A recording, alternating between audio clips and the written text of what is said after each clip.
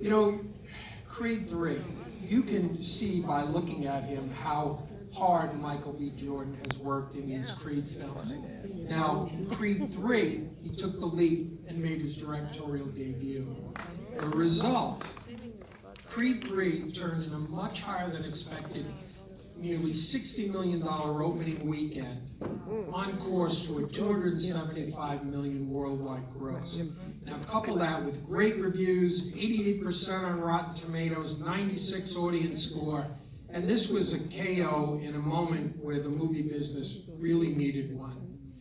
Now here to discuss the film are Keenan Coogler, who co-wrote the script with Zach Balin, who wrote King Richard and is a surprise guest joining us. And Keenan's the brother of Ryan Coogler, a producer of this and director of the first Creed film. And Keenan took a step forward after being a presence on the scenes behind Ryan's films going back to Fruitvale Station, which they made with Mike, obviously. We also have Liz Raposo, who's a former president of production at Paramount Pictures, who became president of Michael's Outlier Society to grow that brand in all areas. At her former job, she oversaw films including Transformers, Star Trek, Mission Impossible, Top Gun Maverick, and many other giant films. And then we also have Irwin Winkler. And what can you say about him other than he has produced many of all our favorite films, from the Best Picture winning Rocky and all the sequels, Goodfellas, Raging Bull, The Right Stuff, The Wolf of Wall Street, Point Blank, and so many others. Welcome, panelists.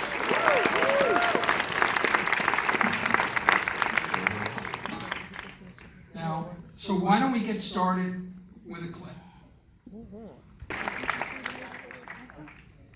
Yeah, you know, I was watching that and I was reminded of Clubber Lang's line when they said, well, what do you expect from the second fight? And he looks in the camera and he goes, pain.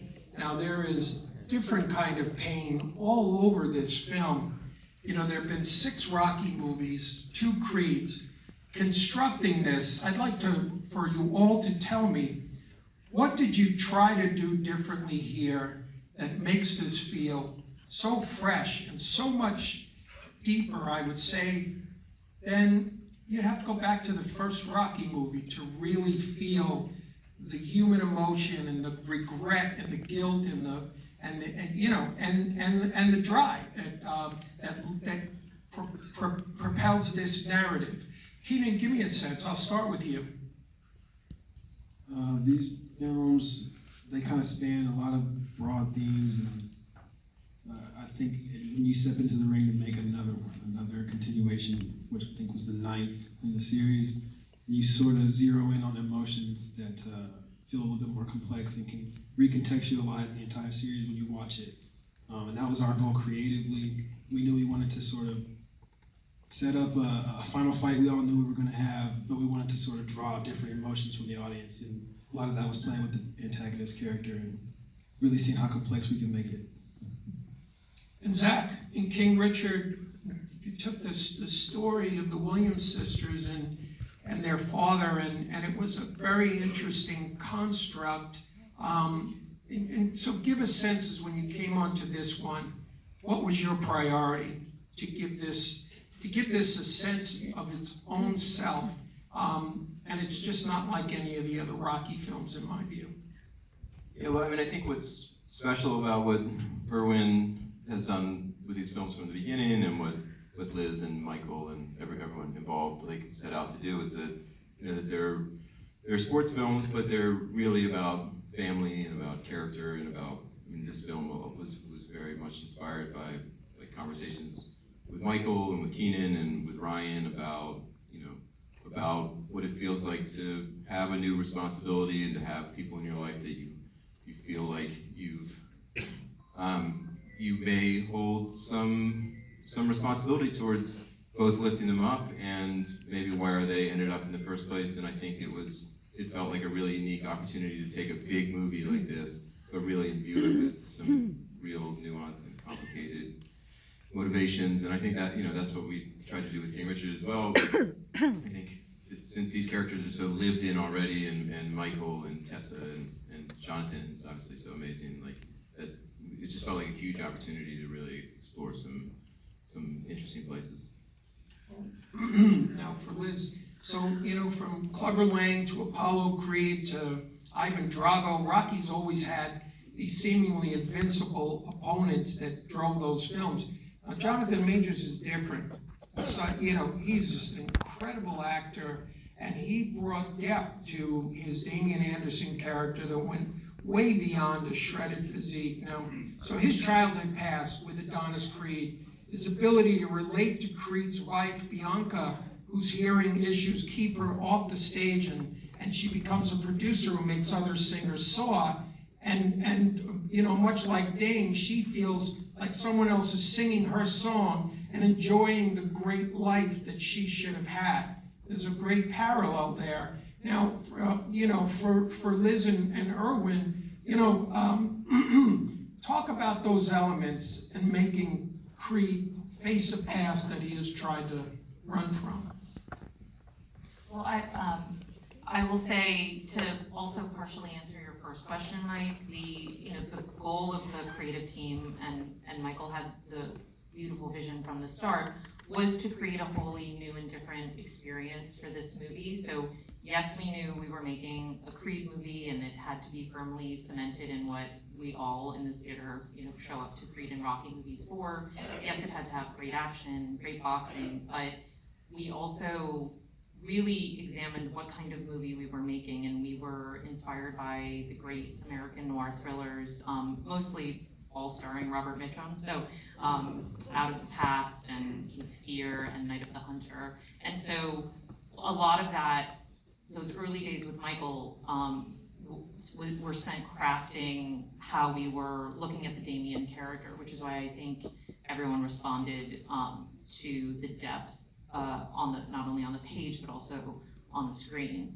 And then, the great thing about that character is that you spend the first half of the movie having deep sympathy for him and understanding his vulnerability. And then, actually, as it relates to the clip we all just watched, this scene is in many ways the turning point of the film. It's where Adonis realizes that the friend who came out of the past, who he thought was still on his side and in his corner, actually wasn't. So a lot of care went into how to get to that twist. Well, now, Irwin, let me ask you a different question. Talk about that day when you called Michael and you said, Michael, it's time. You have to direct this movie. Well, Mike, just going back to something you asked about earlier, as far as I'm concerned, the original Rocky was a great love story between Adrian and Rocky. And Creed, on the other hand, the first time I sat down with Ryan and really decided I would turn over the franchise to him, we talked about family. And I think ultimately what you're seeing from Creed, the first Creed to the third, really is more about family. I think that was the really driving aspect of the plot and the characters that Keenan and Zach and Michael then worked on. Did you say yes right away? What's that? Did Michael say yes right away? Yeah, he did. I think he was surprised with the suggestion. But by the way, 40 years before, I had said basically the same thing to Sly. After we had done the original Rocky, I turned to him because he was very, very involved in the, although he was a first-time writer, first-time starring in a movie, he really had a great sense of the character, and a lot of what John Avildsen brought to the screen had a lot of support from Sly himself. And I felt the same way about Michael. He understood the Adonis character as well as anybody I could imagine. Frankly, I knew that Ryan was moving on to other things. I just saw in the future that Michael could do it. And I was surprised he said yes so quickly. Well, now, so catch us up. When are we, Liz and Irwin, when are we gonna see another? And is Mike gonna direct? And who's left to fight? I'll leave that for Michael. But we're planning to do Creed 4 right now. Thank you. We think we have a really good story, a really good plot, and we're hoping to, well, we got a little delay because of a strike like everybody else did, but probably, what do you say, Liz, about a year from now we'll go into pre-production? I'm just glad this one worked and people want to see more, so we'll be back to you with more detail. Okay, then the next question is to Irwin, not Liz. So we can expect Mike to be back in the director's chair. I'm not supposed to say, but he will be. Yeah, you know what? He did such a great job. He's so comfortable with the camera. And he's in the ring with Jonathan Majors, who is just, I wish I had a body like that for one day. Come to the gym with us, Mike. Let me tell you, he's throwing punches like crazy, and you can't be distracted wondering, if the lighting is right over there, and you're looking at the lighting, and bam, there you go, right on the canvas. So my hat is off to him. My hat is off to him. And Irwin, a slightly sensitive question. Now, this was the first one without Sly, and I wonder, and we've all read about, how Sly felt. I mean, he became a superstar because he was allowed to star in a script for Rocky, but he doesn't have ownership. Can you give us a sense as to how you feel about what has been said and whether something can ever be worked out? I think you called me a while ago about the same question, and I told you at the time I have no comment about it, and I have no comment now. Okay, that's fine. Now, to change gears a tiny bit, so Keenan, Creed started because your dad showed Ryan those Rocky films to pump him up before his high school and college football games.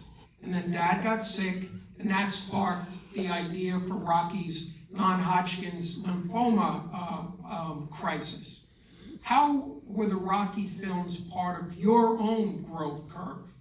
I mean, are you an athlete as well, and did you watch all those movies too? I was right there with Ryan, Probably too young, but I was watching Rocky 2 before Pop Warner games and getting psyched up, and they definitely represent the relationship between my father and us as brothers.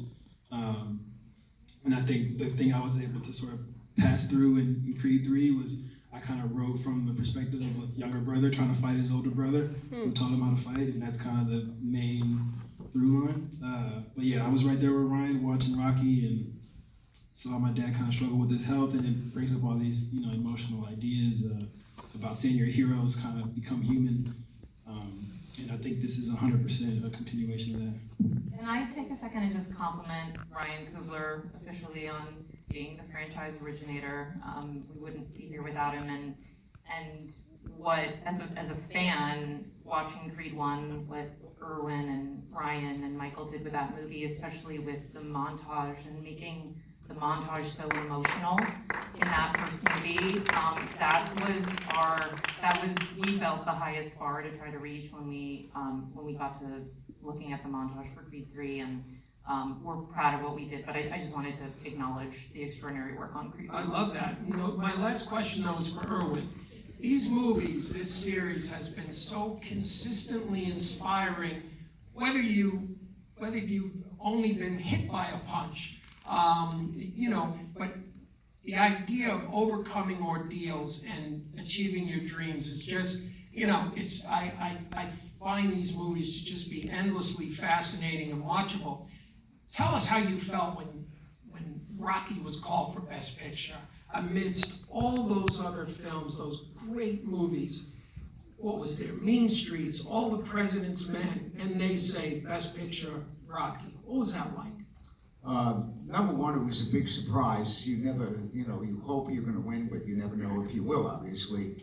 And my immediate instinct was to turn and kiss my wife. We met when I was in the mailroom at William Morris making $40 a week, so. And we've now been, next month we'll be married for 65 years. So that was my initial instinct. And then I turned and I grabbed Sly by the arm and I brought him up with Bob Charnoff and I. We went up together to get the Academy Award. It's the first time anybody ever brought an actor / writer with them to accept the award. In the past, it was only the producers. So that's the first. Now, there's a big stream of all kinds of people go up to get the Oscar, but that was the first time it ever happened. So that was my second instinct, to bring him up there to share it with us. Great, I love it. Well, I could talk about these movies all day, but I've got triple zeros on the clock here, and they've rung the bell, and the fight's over. So hopefully you guys enjoyed this, and now we know we have another one to look forward to. I want to thank my panelists, and thank you very much. Thank you, Mike Fleming. Thank you, Mike. Thank you.